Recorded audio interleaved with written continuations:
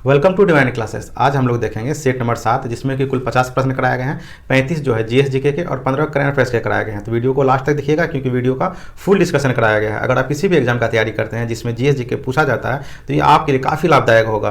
तो चलिए फिर शुरू करते हैं हम लोग। अगला क्वेश्चन है, किसने दुखी आत्मा दुखी हृदय जैसे छंद नामों के तहत लिखकर चंपारण के किसानों की दुर्दशा पर प्रकाश डाला? तो ये सब लिखे थे पीर मोहम्मद मुनीस। ऑप्शन ए हमारा सही आंसर है। नेक्स्ट क्वेश्चन है, निम्नलिखित भारतीय मौसम मुख्यालयों को उनकी स्थापना के कालानुक्रम में व्यवस्थित कीजिए और नीचे दिए गए कूट से अपने सही उत्तर का चयन कीजिए। तो सबसे पहले बताइए कि भारतीय मौसम मुख्यालय सबसे पहले कहाँ स्थापित किया गया था? तो वो स्थापित किया गया था कोलकाता में। उसके बाद वहाँ से उसका मुख्यालय जो है शिमला लेके जाया गया, उसके बाद पुणे, उसके बाद नई दिल्ली। हमारा ऑप्शन डी सही होगा, BCDA। नेक्स्ट है, निम्नलिखित विद्युत चुंबकीय विकिरणों में से किसकी ऊर्जा अधिकतम होती है? तो इनमें जो है एक्स किरण की ऊर्जा सबसे अधिक होती है। ऑप्शन डी हमारा सही आंसर है। नेक्स्ट क्वेश्चन है, निम्नलिखित सेलकर्मों में से कौन भारत का 90% से अधिक कोयला प्रदान करता है? तो वह प्रदान करता है गोंडवाना क्रम। ऑप्शन डी हमारा सही आंसर है। कोयला के 4 प्रकार होते हैं, एंथ्रासाइट, बटुमेंस, लिग्नाइट और पीट। सबसे उत्तम क्वालिटी का कोयला जो है वो एंथ्रासाइट कोयला को माना जाता है। याद रखिएगा, किस कोयला को? एंथ्रासाइट कोयला को। और सबसे खराब क्वालिटी का कोयला जो है पीट कोयला को माना जाता है। लिग्नाइट कोयला को भूरा कोयला कहते हैं। याद रखिएगा, लिग्नाइट कोयला को भूरा कोयला कहते हैं और बटुमिन्स कोयला को मुलायम कोयला कहते हैं। तो एग्जाम में अक्सर इससे क्वेश्चन देखे जाते हैं, तो दोनों को याद रखिएगा। नेक्स्ट है, विंध्य क्षेत्र के किस शैलाश्रय से सर्वाधिक मानव कंकाल मिले हैं? बहुत ही महत्वपूर्ण प्रश्न, याद रखिएगा, वो है लेक हिया से। ऑप्शन डी हमारा सही आंसर है। नेक्स्ट क्वेश्चन है, निम्नलिखित युग्मों में से कौन सा सही सुमेलित नहीं है? तो बताइए इनमें से कौन सा सही सुमेलित नहीं है? उद्योग और उसके स्थान दिए हुए हैं, उसका फेमस स्थान दिया हुआ। तो कागज़ के लिए ओंटारियो फेमस है, ये सही है। सूती वस्त्र के लिए डेट्रॉयट, ये गलत है क्योंकि सूती वस्त्र के लिए जो है आपका ओसाका कोवे फेमस है और रासायनिक के लिए टेक्सास और मोटर कार के लिए नागोया ये फेमस है। तो हमारा आंसर ऑप्शन बी सही होगा। नेक्स्ट है, निम्नलिखित बांधों में से कौन बेतवा नदी पर बनाया गया है? तो इनमें जो है राजघाट बांध जो है वो बेतवा नदी पे है। ऑप्शन डी हमारा सही आंसर है। नेक्स्ट है, निम्नलिखित देशों में से कौन सा बॉक्साइट का सर्वाधिक उत्पादन करता है? तो बॉक्साइट का सर्वाधिक उत्पादन जो है वो ऑस्ट्रेलिया करता है। ऑप्शन बी हमारा सही आंसर है। यहीं पे बॉक्साइट का सर्वाधिक जो भंडार जो है वो कहाँ पे है? तो वो कजाकिस्तान में है। और कजाकिस्तान जो सबसे बड़ा स्थल रुद्र देश है और इसकी राजधानी नूर सुल्तान है, ध्यान रखिएगा। नेक्स्ट है, निम्नलिखित में से कौन सी खरीफ फसल नहीं है? तो इसमें जो है आपका सरसों खरीफ फसल नहीं बल्कि रबी फसल है। ऑप्शन डी हमारा सही आंसर है। फिर से मैं आपको बता दूं कि रबी फसल का कुछ उदाहरण जैसे गेहूं, जौ, चना, मटर, सरसों, आलू, रई, ये सब रबी फसल के उदाहरण है। खरीफ फसल में आता है आपका धान, गन्ना, तिलहन, ज्वार, बाजरा, मक्का और अरहर, याद रखिएगा। और गर्मा फसल में आता है आपका रई, मक्काई, ज्वार, जूट और मड़ुआ आता है। और जायद फसल के अंतर्गत हम लोग तरबूज, खरबूज, खीरा, ककड़ी, रई, उड़द और मूंग को रखते हैं। जायद फसल जो है वो मई और जून में बोया जाता है और जुलाई अगस्त में काटा जाता है, इसे भी याद रखिएगा। नेक्स्ट क्वेश्चन है, भारत की सर्वाधिक बड़ी जनजाति क्या है? तो भारत की सर्वाधिक बड़ी जनजाति जो है आपकी भील जनजाति है। ऑप्शन ए हमारा सही आंसर है। भील जनजाति जो सबसे अधिक मध्य प्रदेश में पाया जाता है, उसके बाद गुजरात में, उसके बाद राजस्थान में। गोंड जनजाति जो है सबसे ज़्यादा यूपी में पाया जाता है। बुक्सा जनजाति जो है वो उत्तराखंड में पाया जाता है, याद रखिएगा। और इस जाति में अनुलोम और प्रतिलोम विवाह का प्रचलन है। जौनसारी जनजाति जो है ये भी उत्तराखंड में पाई जाती है, इसमें बहुपति प्रथा का प्रचलन है। भोटिया जनजाति जो है ये यूपी और यूके मतलब उत्तर प्रदेश और उत्तराखंड में पाया जाता है। ये जनजाति जो है ऋतु प्रवास करता है, याद रखिएगा। भोटिया जनजाति मैंने बताया है, एक है भूटिया जनजाति। भूटिया जनजाति जो है वो सिक्किम में पाया जाता है। कोल जनजाति मध्य प्रदेश में पाया जाता है। मीना, गरसिया और मंगानियर जनजाति जो है राजस्थान में पाया जाता है। कौन कौन? मीना, गरसिया और मंगानियर जनजाति। सहरिया जनजाति जो मध्य प्रदेश में पाया जाता है। लुसाई जनजाति मिजोरम में पाया जाता है, इसे याद रखिएगा। नेक्स्ट है, निम्नलिखित में से कौन सा देश भौगोलिक क्षेत्र की दृष्टि से सीमा रहित सबसे बड़ा देश है? तो इन ऑप्शनों में सबसे बड़ा देश जो है आपका जापान है। ऑप्शन सी हमारा सही आंसर है। जापान के बाद जो फिलीपींस आएगा और फिलीपींस के बाद आपका न्यूजीलैंड आएगा, उसके बाद क्यूबा आएगा। तो हमारा ऑप्शन सी सही होगा। नेक्स्ट क्वेश्चन है, राजस्थान राज्य का खेतरी बेल्ट किस लिए प्रसिद्ध है? तो राजस्थान राज्य का खेतरी बेल्ट जो है तांबा खनन के लिए प्रसिद्ध है। ऑप्शन ए हमारा सही आंसर है और यह जो है राजस्थान के झुंझुनू जिले में है। नेक्स्ट है, भारत में यारलुंग जागबो नदी के नाम से किसे जाना जाता है? तो वह जाना जाता है ब्रह्मपुत्र नदी को। ऑप्शन सी हमारा सही आंसर है। ब्रह्मपुत्र नदी जब बांग्लादेश में प्रवेश करता है तो उसका नाम जमुना होता है और गंगा नदी जब बांग्लादेश में प्रवेश करता है तो उसका नाम पद्मा हो जाता है। जब ब्रह्मपुत्र और गंगा मतलब जमुना और पद्मा जब मिलता है तो उनके संयुक्त धारा को मेघना कहते हैं। मतलब गंगा और ब्रह्मपुत्र के संयुक्त धारा को बांग्लादेश में मेघना नाम से पुकारते हैं और जिसकी सहायक नदी जो है बराक नदी है, इसे भी ध्यान रखिएगा। नेक्स्ट क्वेश्चन है लार किसके पाचन में मदद करती है? तो लार जो है वो स्टार्च के पाचन में मदद करती है। ऑप्शन बी हमारा सही आंसर है। लार में एमाइलेज, टाइलिन और माल्टेज एंजाइम पाया जाता है। टाइलिन एंजाइम जो है वो मंड को माल्टेज में बदलता है और माल्टेज एंजाइम जो है वो माल्टोज को ग्लूकोज में बदलता है, तो इसे भी ध्यान रखिएगा। और जठर रस में पेप्सिन और रेनिन एंजाइम पाया जाता है। अग्नाशय में ट्रिप्सिन, एमाइलेज और लैपेज एंजाइम पाया जाता है। और आंतरिक रस में जो है इरिप्सिन, माल्टेज, सुक्रेज, लैक्टेज और लैपेज एंजाइम पाया जाता है। नेक्स्ट है भारत में सबसे पुराना बृहद उद्योग है। तो भारत में सबसे पुराना बृहद उद्योग जो है लौह इस्पात है। ऑप्शन ए हमारा सही आंसर है। नेक्स्ट क्वेश्चन है टोर्नेडो पृथ्वी की एक भयंकर आंधी है जो मुख्यतः उठती है कहाँ पे?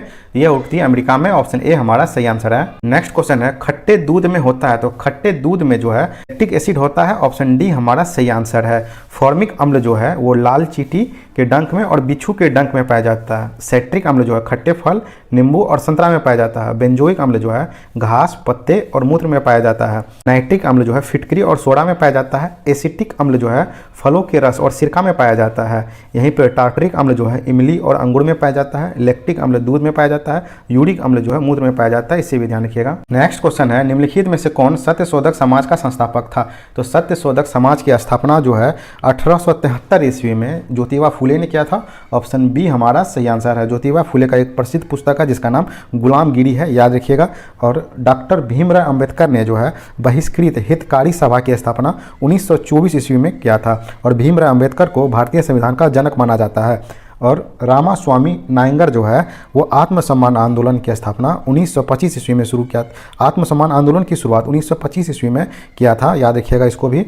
ब्रह्म समाज की स्थापना राजा राम मोहन राय ने किया था। ब्रह्म समाज में पहली बार विभाजन जो है 1865 ईस्वी में हुआ था, याद रखिएगा। ब्रह्म समाज में पहली बार विभाजन कब हुआ था? तो 1865 ईस्वी में हुआ था। आदि ब्रह्म समाज और भारतीय ब्रह्म समाज, आदि ब्रह्म समाज का नेतृत्व देवेंद्र नाथ टैगोर ने किया था और भारतीय ब्रह्म समाज की स्थापना केशव चंद्र सेन ने किया था। और फिर भारतीय ब्रह्म समाज में एक बार और विभाजन हो गया जिससे साधारण ब्रह्म समाज निकला और जिसके संस्थापक थे आनंद मोहन बोस, याद रखिएगा। ब्रह्म समाज के संस्थापक राजा राम मोहन राय, आदि ब्रह्म समाज के संस्थापक देवेंद्र नाथ टैगोर, भारतीय ब्रह्म समाज के संस्थापक केशव चंद्र सेन और साधारण ब्रह्म समाज के संस्थापक आनंद मोहन बोस थे। और ब्रह्म समाज में पहली बार विभाजन 1865 ईस्वी में हुआ था। नेक्स्ट क्वेश्चन है शेख निजामुद्दीन औलिया शिष्य थे। तो शेख निजामुद्दीन औलिया जो है बाबा फरीद के शिष्य थे। ऑप्शन सी हमारा सही आंसर है। बाबा फरीद को जो है पंजाब का संत कहते हैं और निजामुद्दीन औलिया का जो मकबरा है दिल्ली में मोहम्मद बिन तुगलक ने बनाया था।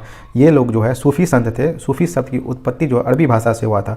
और भारत में सबसे प्रमुख संप्रदाय जो है वो चिश्ती संप्रदाय था। भारत में इसकी स्थापना का श्रेय ख्वाजा मोइनुद्दीन चिश्ती को माना जाता है। उन्होंने अपना केंद्र राजस्थान के अजमेर में बनाया था। और ख्वाजा मोइनुद्दीन चिश्ती के जो शिष्य थे वो ख्वाजा बख्तियार काकी थे और बख्तियार काकी के जो शिष्य थे वो बाबा फरीद थे। बाबा फरीद के शिष्य थे निजामुद्दीन औलिया और निजामुद्दीन औलिया के जो शिष्य थे वो थे अमीर खुसरो। तो इसे याद रखिएगा आप लोग। नेक्स्ट क्वेश्चन है तेल एवं प्राकृतिक गैस आयोग की स्थापना कब हुई थी? इसकी स्थापना 1956 ईस्वी में हुई थी। ऑप्शन डी हमारा सही आंसर है। नेक्स्ट है भारतीय रिजर्व बैंक द्वारा CRR में वृद्धि से क्या होता है? तो अर्थव्यवस्था में मौद्रिक तरलता में कमी आती है। ऑप्शन बी सही आंसर है। नेक्स्ट क्वेश्चन है भुगतान संतुलन में निहित होता है। तो भुगतान संतुलन में अदृश्य व्यापार निहित होता है। ऑप्शन बी हमारा सही आंसर है। नेक्स्ट क्वेश्चन है मौद्रिक नीति निर्माण भारत में कौन करता है? तो मौद्रिक नीति का निर्माण जो भारत में RBI करता है। ऑप्शन बी हमारा सही आंसर है। नेक्स्ट क्वेश्चन है निम्नलिखित में से कौन सा गवर्नर जनरल आधुनिक भारत का निर्माता भी कहलाता है? तो यह कहलाता है आपका लॉर्ड डलहौजी। ऑप्शन बी हमारा सही आंसर है, जिसका कार्यकाल 1848 से 1856 था। लॉर्ड डलहौजी को भारत में डाक सेवा का भी जनक माना जाता है। लॉर्ड डलहौजी डाक टिकट का भी जनक माना जाता है। लॉर्ड डलहौजी को डाक टिकट का भी जनक माना जाता है। और भारत में लॉर्ड डलहौजी रेलवे का जनक माना जाता है। भारत में सर्वप्रथम रेल 1853 ईस्वी में मुंबई से थाने के बीच 34 किलोमीटर की दूरी तक यह रेल चलाया गया था। और विलय का सिद्धांत, यह लॉर्ड डलहौजी का सबसे अधिक आलोचनात्मक कार्य किया इन्होंने विलय का सिद्धांत लाके, जिसे गोद लेने वाली प्रथा का निषेध या राज अपहरण नीति या व्यापगत की नीति या राज्यालय की नीति या डॉक्ट्रिन ऑफ लेप्स कहते हैं। याद रखिएगा कि विलय के सिद्धांत को जो है राज्यालय की नीति या व्यापगत की भी नीति कहते हैं। अक्सर एग्जाम में व्यापगत की नीति या राज्यालय की नीति देके पूछता है कि ये किसने लाया था? तो ये लॉर्ड डलहौजी ने लाया था। नेक्स्ट क्वेश्चन है निम्नलिखित बंदरगाहों में से कौन सा बंदरगाह मुक्त व्यापार क्षेत्र है? तो कांडला बंदरगाह जो है वो मुक्त व्यापार क्षेत्र है जो कि गुजरात में है। इसे ज्वारीय बंदरगाह भी कहते हैं। ऑप्शन बी हमारा सही आंसर है। देश में सबसे बड़ा बंदरगाह जो है मुंबई में है और देश का सर्वश्रेष्ठ प्राकृतिक बंदरगाह जो है विशाखापट्टनम में है। यह भारत का सबसे गहरा बंदरगाह है। और कोलकाता जो है एक नदीय प्रकार का बंदरगाह है। चेन्नई एक कृत्रिम बंदरगाह है। यह भारत का सबसे प्राचीन बंदरगाह है। दाहेज जो है जो गुजरात में है देश का प्रथम बंदरगाह है जो रसायन के निपटारे उपयोग हेतु स्थापित किया गया था, इसलिए इसे दहेज बंदरगाह को रासायन बंदरगाह के नाम से भी हम लोग जानते हैं। सबसे इम्पोर्टेंट ये है कि कोचीन शिपयार्ड लिमिटेड की स्थापना 1972 में हुआ था। इसकी स्थापना, इसका मुख्यालय जो है कोची या केरल में है। यह देश का जहाज निर्माण और मरम्मत का सबसे बड़ा क्षमता वाला शिपयार्ड है, याद रखिएगा इसको। पारादीप बंदरगाह उड़ीसा में है, तूतीकोड़ी बंदरगाह तमिलनाडु में और एन्नोर बंदरगाह भी तमिलनाडु में है। नेक्स्ट क्वेश्चन है, गौतम बुद्ध द्वारा अपने धर्म में दीक्षित किया जाने वाला अंतिम व्यक्ति निम्नलिखित में से कौन था? तो वह था सुभद्र, ऑप्शन डी हमारा सही आंसर है। नेक्स्ट क्वेश्चन है, मौर्य काल में सीता से तात्पर्य है? तो सीता से तात्पर्य है राजकीय भूमि से प्राप्त आय, ऑप्शन सी सही आंसर है। नेक्स्ट क्वेश्चन है, गायत्री मंत्र के नाम से प्रसिद्ध मंत्र सर्वप्रथम किस ग्रंथ में मिलता है? तो यह मिलता है आपका ऋग्वेद में, ऑप्शन सी हमारा सही आंसर है। नेक्स्ट क्वेश्चन है, फिरोज शाह तुगलक द्वारा स्थापित दारुल सफा क्या था? तो दारुल सफा जो है एक खैराती अस्पताल था, ऑप्शन बी हमारा सही आंसर है। और फिरोज शाह तुगलक ने जो है आपका दीवान ए खैरात की स्थापना की थी और रोजगार दफ्तर की भी स्थापना की थी और अनुवाद विभाग की भी स्थापना की थी।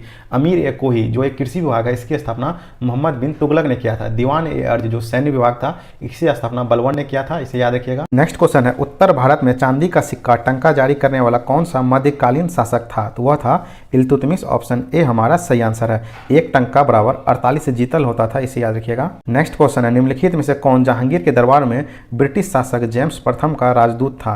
तो वह था आपका विलियम हॉकिंस, ऑप्शन ए हमारा सही आंसर है। नेक्स्ट क्वेश्चन है, माउंट बेटन योजना आधार बनी? तो यह आधार बनी देश विभाजन की, ऑप्शन सी हमारा सही आंसर है। नेक्स्ट क्वेश्चन है, 1937 में प्रांतों में मंत्रिमंडल के निर्माण के उपरांत कांग्रेस का शासक कितने महीने तक चला था? यह जो है 28 महीने तक चला था, ऑप्शन ए सही आंसर है। बहुत ही महत्वपूर्ण प्रश्न है, ध्यान रखिएगा इसको।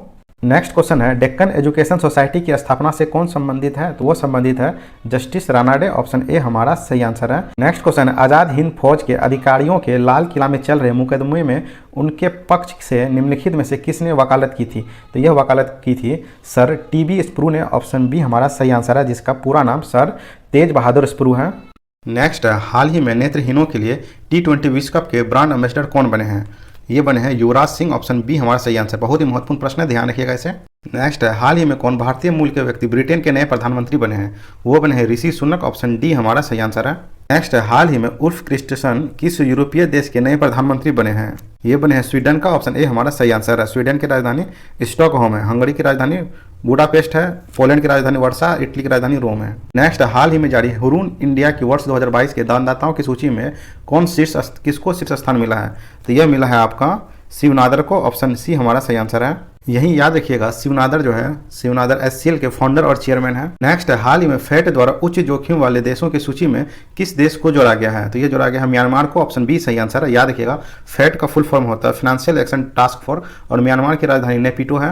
नेक्स्ट, अंडर 23 विश्व कुश्ती चैंपियनशिप में स्वर्ण पदक जीतने वाले पहले भारतीय रेसलर कौन बने हैं? ये बने हैं अमन सहरावत, ऑप्शन सी सही आंसर है। नेक्स्ट, पुरुषों की 2022 विश्व टीम शतरंज चैंपियनशिप के लिए 12 शीर्ष शतरंज खेलने वाले देशों में किस देश को शामिल किया गया है? ये शामिल किया गया है आपको भारत को, ऑप्शन डी सही आंसर है। जापान की राजधानी टोक्यो, यहाँ की मुद्रा येन है, और दक्षिण कोरिया की राजधानी सियोल है, यहाँ की मुद्रा वॉन है। नेक्स्ट है, इसरो के सबसे भारी रॉकेट LVM-3M2 ने कितने उपग्रहों को ऑर्बिट में स्थापित किया है? तो यह है 36 उपग्रह, ऑप्शन सी सही आंसर है। LVM का फुल फॉर्म होता है लॉन्च व्हीकल मार्क 3। और ये भी याद रखिएगा, इसरो की स्थापना जो 15 अगस्त 1969 को हुआ था। नेक्स्ट, हाल ही में तरुण बजाज के स्थान पर भारत के नए राजस्व सचिव कौन बने हैं? वो बने संजय मल्होत्रा, ऑप्शन ए सही आंसर है। नेक्स्ट, हाल ही में किसे BCCI के नए अध्यक्ष के रूप में चुना गया है? यह चुना गया है रोजर बिन्नी को, ऑप्शन बी हमारा सही आंसर है। याद रखिएगा, BCCI का फुल फॉर्म होता है the board of control for cricket in India. Next, न्यायमूर्ति DY चंद्रचूड़ भारत के कौन से नए मुख्य न्यायाधीश बने हैं? यह बने हैं 50वें मुख्य न्यायाधीश, ऑप्शन बी हमारा सही आंसर है। ये हैं आपके चंद्रचूड़ जी। और 49वें बने हैं UU ललित। नेक्स्ट, भारत के नए अमेरिकी राजदूत के रूप में किसे नियुक्त किया गया है? यह नियुक्त किया गया है एलिजाबेथ जोन्स को, ऑप्शन ए सही आंसर है। नेक्स्ट है, किस राज्य ने प्रधानमंत्री आवास योजना शहरी पुरस्कार 2021 में पहला स्थान प्राप्त किया है?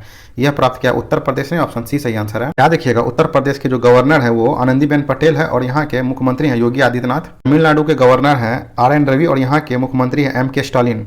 मध्य प्रदेश के गवर्नर हैं मंगू भाई पटेल और यहाँ के मुख्यमंत्री हैं शिवराज सिंह चौहान। गुजरात के गवर्नर हैं आचार्य देवव्रत और यहाँ के मुख्यमंत्री भूपेंद्र पटेल। हाल ही में किस पुरुष फुटबॉलर को वर्ष 2022 का बैलन डी'ओर पुरस्कार मिला है? तो यह मिला है आपका करीम बेंजोमा को, ऑप्शन बी हमारा सही आंसर है। यह फुटबॉलर जो है फ्रांस का है। रॉबर्ट बोलेनस्की जो है ये आयरलैंड का फुटबॉलर है, और केविन डी ब्रायन जो है ये आयरिश का है, और मोहम्मद सलाह जो है ये मिस्र। नेक्स्ट है, इसरो किस वर्ष चंद्रयान 3 लॉन्च करने की योजना बना रहा है? यह योजना बना रहा है आपका 2023 में लॉन्च करने की, ऑप्शन बी सही आंसर है। याद रखिएगा चंद्रयान 3 को जो है GSLV मार्क 3 द्वारा लॉन्च किया जाएगा श्रीहरिकोटा आंध्र प्रदेश से। और याद रखिएगा इसरो के वर्तमान में जो चेयरमैन है वो एस सोमनाथन है। इसके लैंडर का नाम विक्रम होगा और रोवर का नाम प्रज्ञान होगा। तो इस प्रकार हमारा आज का वीडियो समाप्त होता है। उम्मीद करता हूँ आपको ये वीडियो पसंद आई होगी और अपने दोस्तों के साथ ये वीडियो जरूर शेयर करें अगर पसंद आई है। मिलते हैं नेक्स्ट वीडियो में, तब तक के लिए जय हिंद।